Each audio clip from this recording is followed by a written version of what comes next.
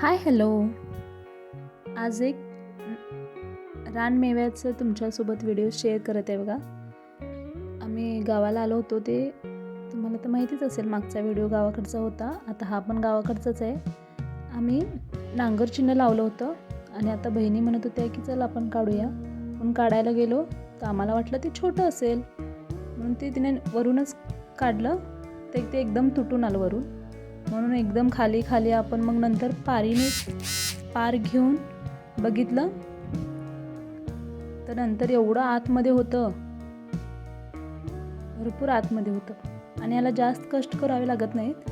हे असं लावलं ना, खत वगैरे, खताची वगैरे काहीच गरज नाही, असंच येतं हे.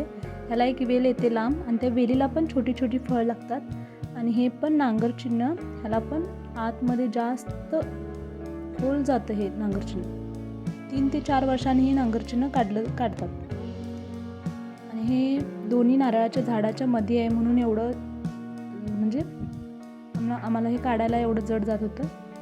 बघा, सगळं तुटूनच येत होतं, एवढ्या आतमध्ये होतं ते. तर कुणाकुणाच्या गावाकडे हे नांगर चिन्हचा प्रकार होतो तेही मला नक्की कमेंट करून सांगा. चला तर बाय. व्हिडिओ आवडला असेल तर लाईक करा, शेअर करा, सबस्क्राईब करा.